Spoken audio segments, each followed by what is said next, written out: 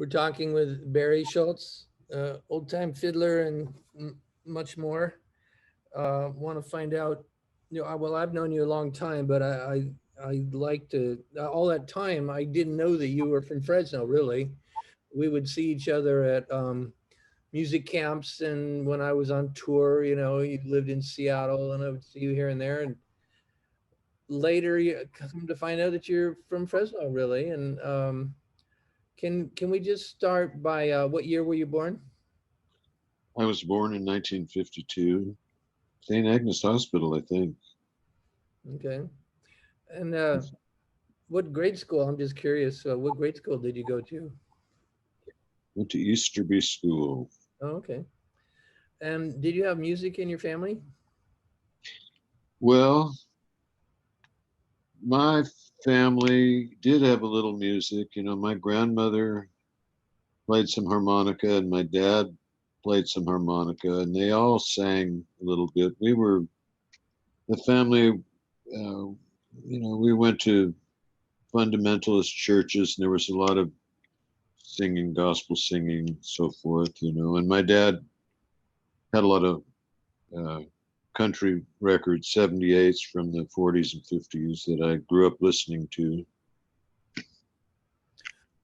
I know you through old time music circles originally.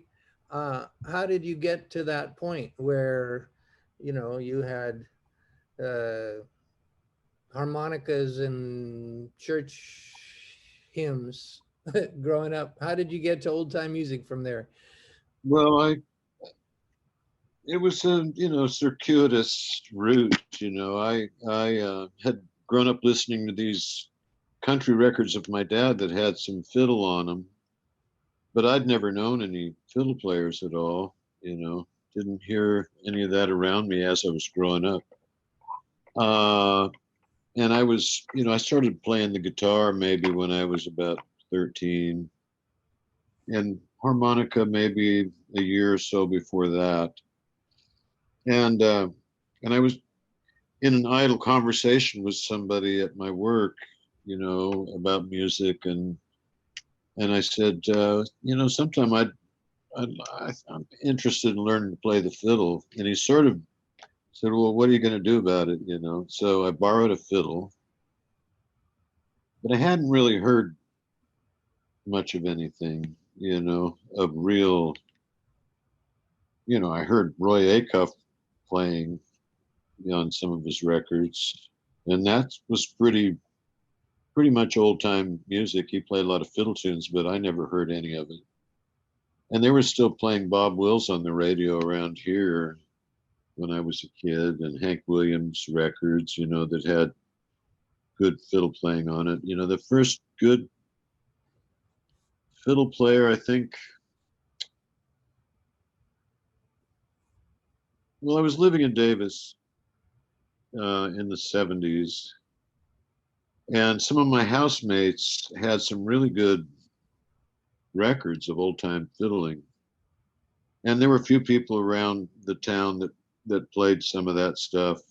The first old time music that I ever heard played in front of me was some American Buddhist monks at the Whole Earth Festival in Davis that were attached to this Buddhist monastery up by Mount Shasta. And I saw them out there in their robes, playing Fork of Deer and Soldier's Joy and so forth, and playing fiddle and banjo stuff, and then shortly afterwards I met Jimmy Borsdorf, and he was playing old time fiddle, and it just kind of slowly, my awareness, got bigger. There was a few really good fiddle records at that place where I was living. One of them was J.P. Fraley, a Kentucky fiddler, and Buddy Thomas was another record that they had, another Kentucky fiddler. So that was some of the first good old time fiddling that I ever heard, recording wise, was from those guys. And then I was at a little music camp out, and that was attached to the Fresno Folklore Society. I think you were there, and I was playing some already, and at that time, and somebody gave me, it was Lee Birch, gave me some tapes of old 78s and a whole bunch of tapes of the great Oklahoma fiddler Earl Collins, and then other mixtures of things. I think there was a cassette tape going around of stuff that Hank Bradley had put together that he liked, that had a variety of different kinds, southeastern, southwestern, midwestern, and then little by little,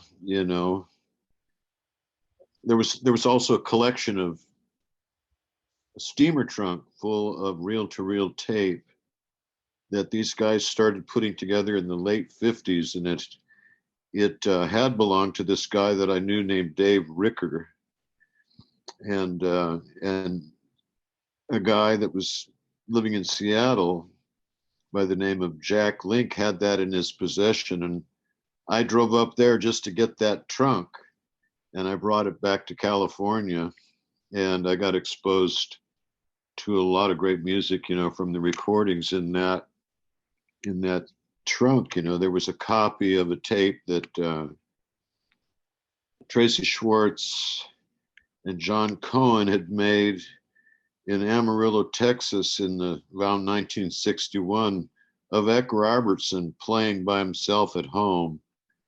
And I wore that tape out. And years later, it appeared as a CD, and that was, who knows how many generation copy that reel-to-reel tape that was. And there was a bunch of Library of Congress stuff in there too. His first hearing players like Luther Strong and Mr. Stepp, William Hamilton Stepp, and some things not commonly found, and so I brought that trunk back to California, and I was living in Mendocino at the time, and I had a little cabin out in the woods, and I just drowned myself in that music, just drove it into my bone marrow. And then I began meeting people that